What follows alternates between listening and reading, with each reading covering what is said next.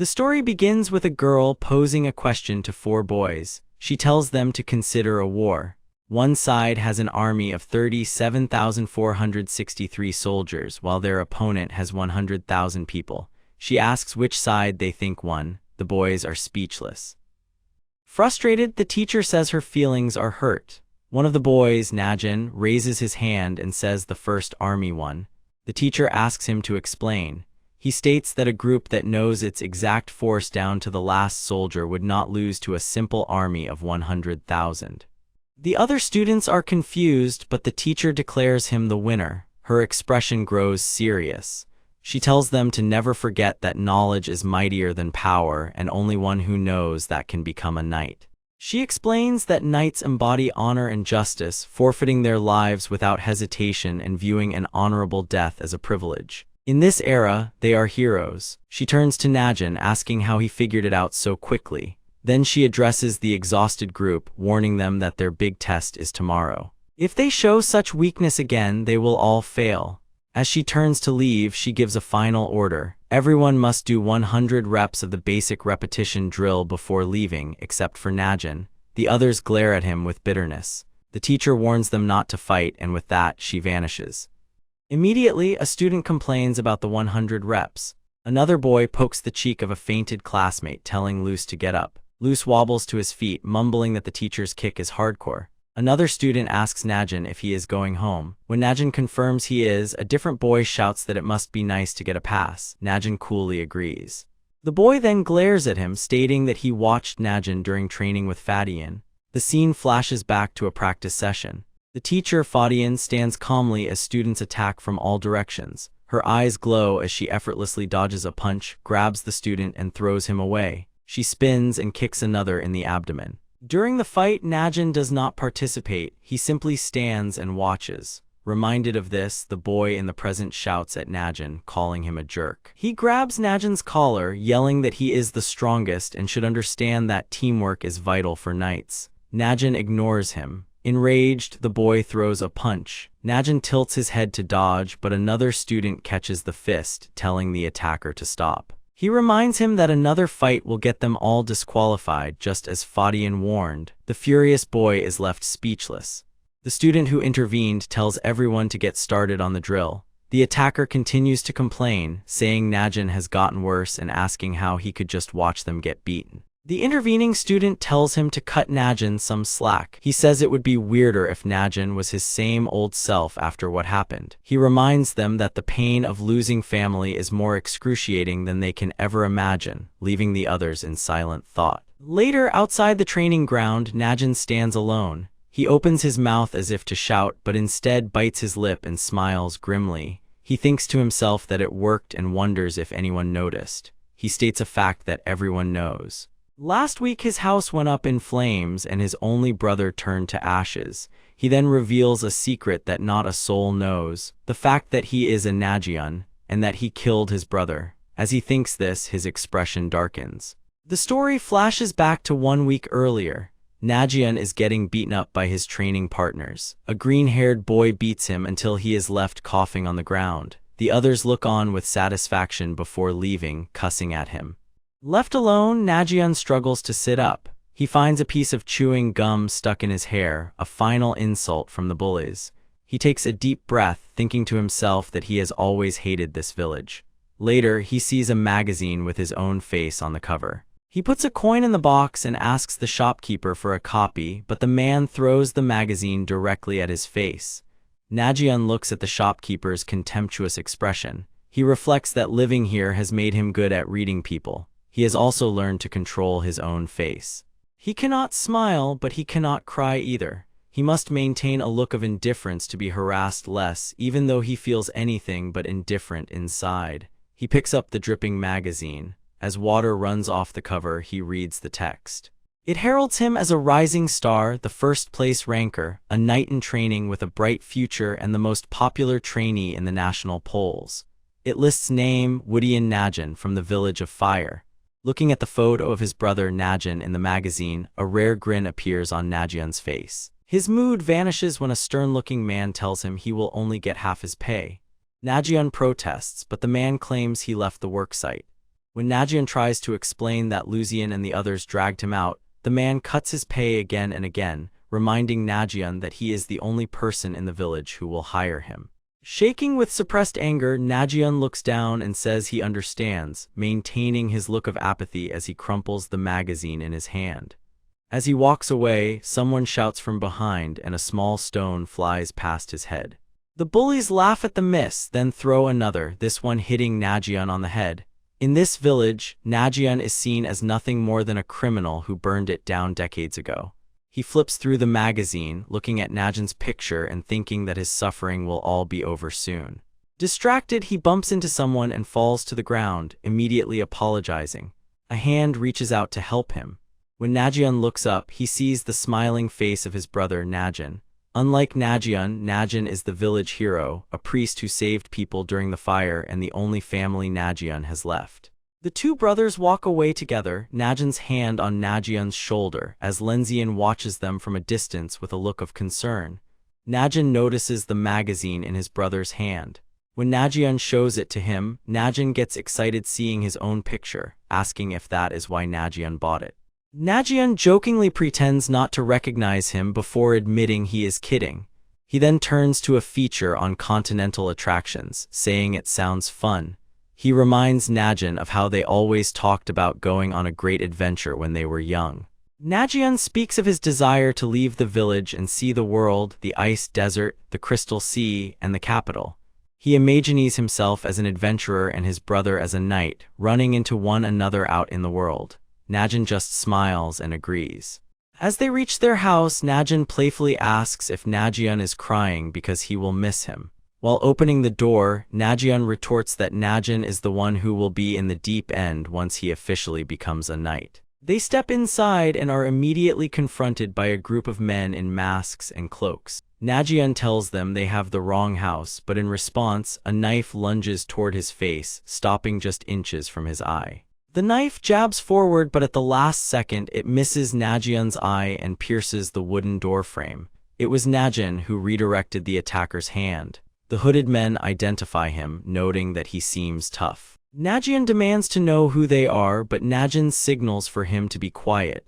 He realizes the attack was not just a threat and asks if they are here to kill him, challenging them to try. A hooded man laughs, asking if he will just lay down and die. Najian leaps up, kicking one of the men, and pulls the knife from the wood. He quickly assesses the situation. He knows there are many of them, but their numbers and skills are unclear. Fighting in the cramped house puts him at a disadvantage. However, he realizes the worst-case scenario would be them kidnapping Najian. He decides it is better to fight them all here on his own. With his decision made, Najian shoves Najian out of the house and slams the door shut. Alone inside, he points his weapon at the intruders and says he is about to take out the trash. The narration notes that while tactically disadvantageous, his decision was the correct one. Outside, a terrified Najian bangs on the locked door, shouting for Najian to let him in. Inside the house, Najian slashes wildly with his sword, cutting one assailant across the abdomen, though he takes a small cut on his own cheek. The next hooded man moves toward him, but Najian slashes him in turn, then immediately strikes another attacker who just lands a hit. The man's hand is badly beaten and trembles, making him unable to hold his sword, so Najian smirks before leaping forward to slash that man too. As blood drips from his cheek, Najian thinks the space is too tight and the enemies are too fast to get an attack in easily, yet he believes the situation is still doable now that he has them figured out. He notes that he only needs to worry about the one with the circle on their forehead, dismissing the rest as jokes. Najian then looks at the man from the corner of his eyes, thinking the one variable is their leader, who has not lifted a finger the entire time. The leader, simply standing, remarks that Najian is stronger than he anticipated and declares he cannot let the fight drag on for too long. The leader reaches for his sword, causing Najian to instantly get ready, pointing his own weapon and thinking the enemy is finally making a move. However, the leader is distracted when the door is continuously banged, with Najian shouting to ask if Najian is okay. As the men get distracted, Najian is already close to the leader. The narration then notes that while Najian's decisions were mostly correct, making a correct decision does not always mean winning. Outside, Najian sees a slash, a deep cut that suddenly appears on the door. Najian shouts that he will go get help, but then the entire door bursts inward and Najian stands ready with his sword, facing the enemies. The man takes out his sword, stating he is surprised Najian could block that attack, but he believes Najian is now completely outmatched. Najian, who is severely wounded and stumbling, still raises his sword. The man then asks if Najian can take another blow or if he will dodge it, and in response, Najian simply sprints toward the man. The attacker expresses his anticipation to find out what Najian will choose, and then something very disturbing happens as Najian is slashed and his body falls onto Najian. Najian screams Najian's name, and even before falling completely, Najian throws his sword at the man, but the man dodges it and the blade pierces the wall instead. The man thinks that Najian still tried to attack, opting for a guaranteed defense over a guaranteed attack. Najian shakes Najian's shoulder, shouting, "Why did you do that, dummy? You should not have, not for me." Another hooded man approaches the leader, suggesting they wrap this up and leave as they only have a few minutes, but the man mutters the word family. He walks toward Najian and Najian, piercing his sword into the floor right next to them, and offers Najian a choice. Kill Najian and he will let Najian live. Najian's eyes widen because Najian and Najian are twin brothers who, unlike most siblings, are almost best friends. Najian was known as a crybaby when they were little, and whenever other kids pushed him around, Najian would come running to save him. At those times, Najian would cry, saying, "I'm sorry, Najian, it's all my fault." But Najian would shout back, "Do not apologize, this is what brothers do. If you need help, I will protect you and take care of any twerp that bullies you. You are my one and only brother, my one and only family." However, Najian reaches his limit with Najian, and with his hands he performs a secret action that not a soul knows. His hand becomes bloodied with his brother's blood, and the truth that only Najian knows is that he has killed his own brother. That creepy smile on Najian's face does not indicate that he regrets it. The scene returns to the moment the leader offers Najian the sword. Najian grabs the weapon and turns it on the leader, shouting that he will not do anything he says and that he can take them all on. As the leader prepares to attack, the dying Najian tells Najian to stop. He insists that they cannot both die here. Before Najian can react, Najian grabs his brother's hand, the one holding the sword. With his remaining strength, Najian forces the blade into his own abdomen. Everyone is shaken. A stunned Najian can only say his brother's name. Najian coughs up blood, trying to speak, but his words fail and he collapses to the ground, dead. Najian stands in shock, unable to comprehend what has happened. The assassins turn to leave, their leader stating that their work is done. He says the flame of Woodian has been extinguished and only ashes remain. As they depart, a paper talisman on the wall bursts into flame and the fire quickly engulfs the house. Surrounded by the inferno, Najian stares at his brother's body, crying and asking why Najian had to die. He remembers Najian's promise to protect him, his one and only family. As he grieves, something strange appears in Najian's eyes. Amidst the burning wreckage of his home, Najian rises. He grabs a sword, cuts his hair short, and ties it back just like his brother Najian used to. He declares that the one who died today was Najian. From now on, he will borrow his brother's name. He will be Najian. Standing before the fire, his mind races. He plans his vengeance. He does not know the faces of the assassins, but he realizes that if he lives as the hero Najian, they will eventually come looking for him to finish the job. He holds the sword tighter, recalling a key detail. The one with the diamond mask knew who Najian was, which means they had information. His thoughts are interrupted by a voice from the trees, calling it a waste. He turns to see a woman, Najian teacher Fattian. She clarifies that Najian's death was a complete waste. He asks what she means. She explains that while others saw Najian as a weak fighter, she believed he had potential in other areas and had hope for him. Najian, now living as Najian, is annoyed by her words, and he considers the possibility that Fattian is with the masked men, gripping his sword while wondering if she could be one of them. She approaches him and bends down, examining his sword and asking, "Your sword looks nice, where did you get it? Did you buy it?" He replies, "No, it was a gift," and thinks to himself, "Is she teasing me?" She smiles and says, "Is that so?" And he affirms, "Yes," immediately thinking, "No, it cannot be. She is too strong. Najian is strong, but against a knight, he would not have a chance. She might not be the one with those masked men." He then asks, "What are you doing here? I doubt it was just to ask about the sword." She giggles and tells Najian to lighten up, explaining she came because she wanted to tell him something. He asks, "What is it about?" Another weird joke. She puts a hand on his shoulder and hugs him, saying, "You are doing your best, Najian." His eyes widen because he realizes she knows exactly who he is, that he is Najian, not Najian. His eyes widen, thinking she knew since when, wondering if it was from the start, and if so, then does that mean he is the one who killed Najian, or maybe she is just testing him, but either way, all he can do is act the part of Najian. He turns around, saying, "Excuse me," and thinks his way of speaking, his expression, his appearance, all mean that right now, he is Najian himself, believing he can fool anyone and that even if they doubt him, there is no proof for that.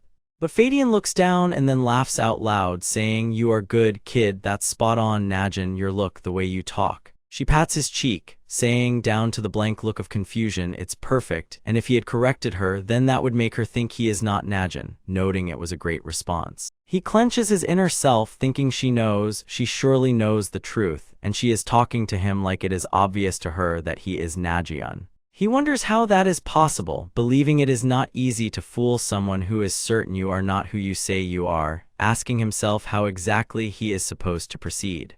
But she whispers, "Relax, I told you, I am only here because I wanted to tell you something." She puts a finger on his lip, saying, "You know, you are still doing a sloppy job, mark my words." She then clenches his face, saying, "You are not meant to become Najian, consider it a piece of advice." She then lets go of his mouth and says, "Okay, then I will see you tomorrow," and with that, she just vanishes. His eyes are wide and he stands there, sweating like crazy, thinking what he is supposed to do and how someone already figured out who he is. Luckily, it does not seem like she is going to tell anyone, but he wonders what she meant by her advice that he is not meant to become Najian. He questions if he can trust her, deciding he cannot be sure, but whatever happened, he stayed perfectly in character until the very end, so on the surface, he is still Najian. She was intimidating, sure, but not outright threatening, and he doubts she is an enemy, but at the same time, she is his #1 suspect. What is important is revenge, and in order to avenge Najian, it will be best to focus on his target. The next day, Fattian shouts, "Good morning, all, it's a beautiful day for an exam, did you get a good night's rest?" They all are completely pissed off, and the green-haired boy says seeing her excited makes him nervous, with another student agreeing. She starts shouting, saying that was not a rhetorical question, so they all reply with, "Yes, ma'am." She points a finger, saying, "Here is the deal, those who pass are promoted from knight in training to apprentice, and once you are a knight apprentice, you will no longer be a civilian.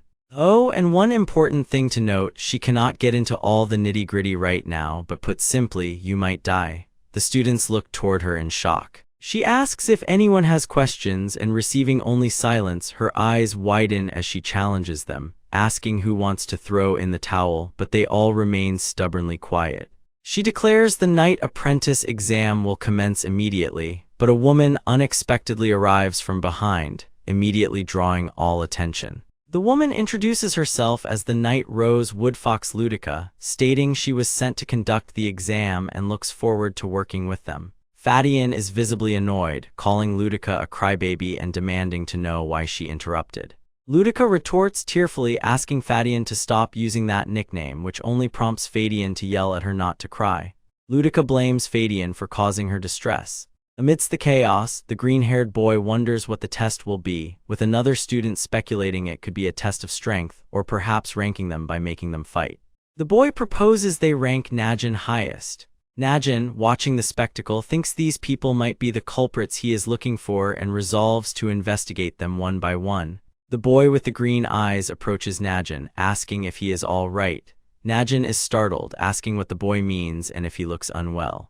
Najian, still disguised as Najian, thinks to himself that he was playing the part perfectly and wonders if something is off. His thoughts are interrupted when the green-haired boy clarifies that Najian just looks so calm, he was worried he might be pushing himself too hard.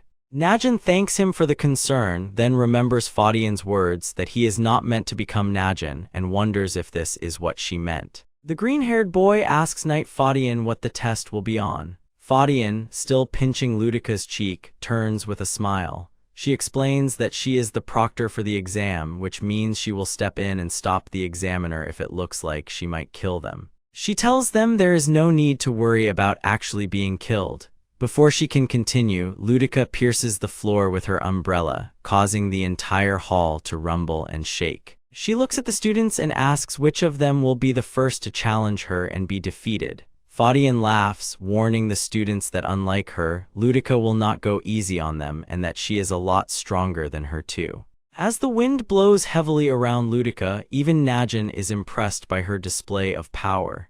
Najian, disguised as Najian, knows that even 10 knight apprentices could never defeat a full knight, yet that is what they must do to pass. He realizes he cannot fail this exam. It is his way of proving to the assassins that Najian is still alive, the first step in his plan for revenge. He knows he needs to find a loophole. The scene shows Ludica effortlessly defeating another student. She holds a boy up by his neck, telling them they are all too weak before flipping him aside. She then looks directly at Najian, asking if he will give it a shot. Before he can answer, Fattian calls it a wrap for the first day. All the students are beaten and in terrible shape except for Najian, who did not participate. Afterwards, the green-haired boy walks up to Najian and glares at him. He calls him a jerk, saying he saw him just stand on the sidelines and watch. He demands to know how they are supposed to defeat Ludica, assuming Najian was analyzing her for weak points. Najian simply replies that he is not sure. The green-haired boy clenches his teeth, wondering how they are supposed to fight. Najian suggests their only chance is a surprise attack while she is asleep or distracted, arguing it would not be against the rules. Another boy is outraged by this dishonorable idea and says he will not allow it. He turns to a boy named Tyrus, insisting they must win fair and square by combining their strength and creating a proper game plan. On the second day of the exam, Ludica is still effortlessly defeating them. The boy who proposed the plan signals to Tyrus that it is time. Their plan commences.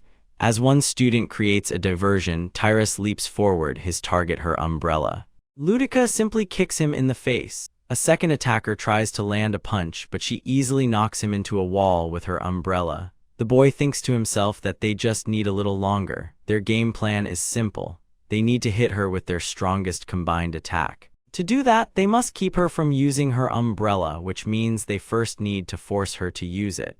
He shouts for the others to surround her and the remaining students close in. Ludica thinks to herself that they are just a bunch of kids. She easily dispatches several students, then strikes Tyrus. The green-haired boy, Luzon, shouts now. Trick grabs hold of her umbrella as they both yell for Najian to attack. Ludica realizes their plan is to use Najian for the final blow and thinks it is adorable.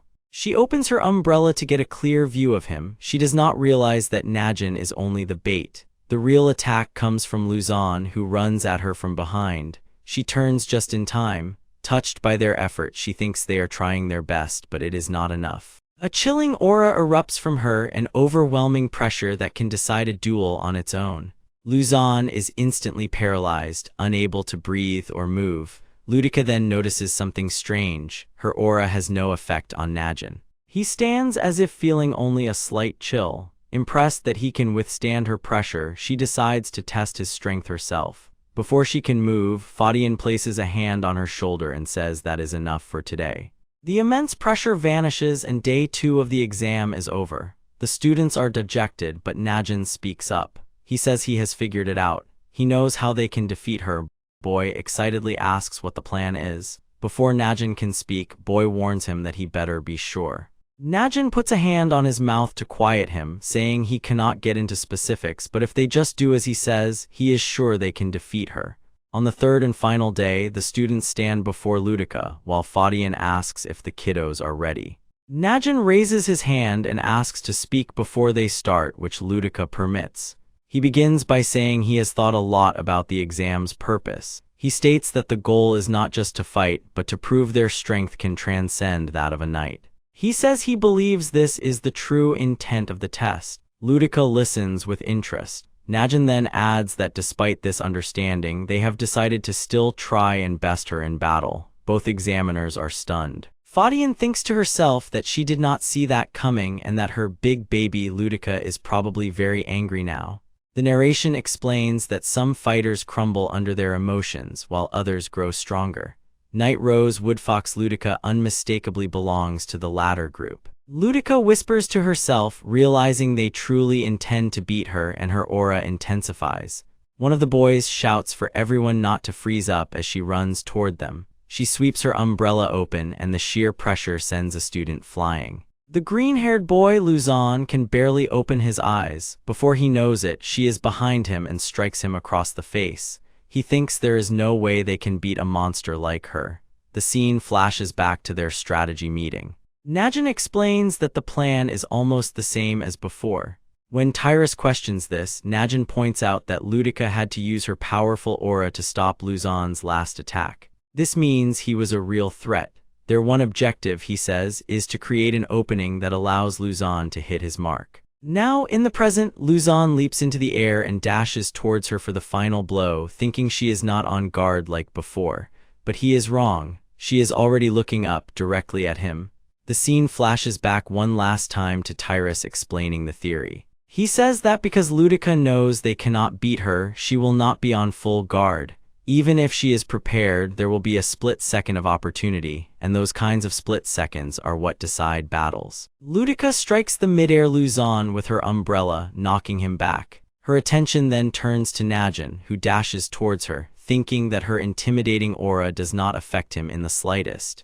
However, Ludica has been wary of him from the start. She thinks he is not threatened by her aura, nor does he attack when she leaves an opening. She is curious to see what this kid can really do. Wanting to witness his true power, Ludica prepares her most destructive attack. The force is so great that while the real Najian might have survived it, this current Najian would surely die instantly. For that reason, the one person who knows this is actually Najian has no choice but to intervene. As Ludica unleashes her attack, Fattian appears between them at the last second. She blocks the umbrella, pushing Najian safely away. She thinks to herself that the little twerp did this on purpose and that she cannot believe he is using her like this. As he falls to the ground, a smirk spreads across Najian's face. His plan worked. He thinks that because he is too weak to defend himself, she had no choice but to interfere and save him. With Najian thrown safely away, Fattian and Ludica are left in a tense standoff. Ludica is furious at the interference. Before she can react, Fattian kicks her in the head, pushing her backward. An enraged Ludica shouts, asking why she keeps getting in her way. Fattian just scratches her head, looks at Najian and laughs, saying it is a secret, which only makes Ludica angrier. Fattian explains that by fighting the students, Ludica ultimately has to fight her as well, and this was their strategy. She points out that while a real battle might be different, this is just an exam. From that perspective, she tells Ludica to admit it. She has lost. Ludica is shaken with rage, unable to believe she lost to those little baby cheeks. Fattian smiles and confirms it is true. As she continues to taunt her, one of the students hides behind her in fear. But instead of exploding, Ludica's anger crumbles and she begins crying out loud, complaining that Fattian kept getting in her way. Fattian puts a hand on Ludica's shoulder, telling her not to cry because the kids are watching. Ludica replies that Fattian hit her and will not even explain why, and that she hates her. The students watch, confused by what a crybaby Ludica is. 30 minutes later, she finally stops crying and congratulates them on passing, officially welcoming them as knight apprentices. She asks how it feels and if it is any different. She singles out Najian, calling him Biscuit. Najian replies that it does not feel different. Ludica agrees, saying that is how things work. She explains that rising from trainee to apprentice does not fundamentally change them. Being qualified and actually becoming a knight are two different things. She tells them that in either case they have been chosen, and now that selection is over, training begins. She says they are going to make the baby cheeks worthy of the title knight. Later, Najian trains alone among the trees. He holds his sword tighter and slashes at a tree, but the blade stops, unable to cut through. He looks at the many trees he has already cut down and mutters to himself, asking why he cannot do it just like his brother. He remembers Ludica's earlier words. She had explained that they all belong to the second special class, a new system established in anticipation of war with the eastern lands. While they are being taught, they will also perform duties as members of a knight platoon. He recalls her final warning that she could not get into the details, but to put it simply, they might die. Najian thinks about her words, wondering what she truly meant. Najian continues to recall Ludica's words. She told them they are still too weak and that none of them have any proper weapons. She announced their next task. She will be leaving their village in 1 month and their quest begins then. They must track her until they find her. She strongly advised them to find themselves a weapon in the time they have. Back in the present, Najian remembers this conversation as he stares at his weapon, stuck halfway through a tree. He thinks that he has found his weapon, but the problem is his ability. He knows things will not just work out for him like they did during the exam. He has been too complacent and needs to train. He knows he will not be able to reach his brother's level in such a short time, but he believes he should be able to hone his skills. He is his twin, after all. 2 weeks later, Najian is panting with frustration. He thinks something is wrong. His skills are not getting any better. The tree is still fully intact, covered only in shallow sword cuts. He has not been able to cut through it even after 2 weeks of training.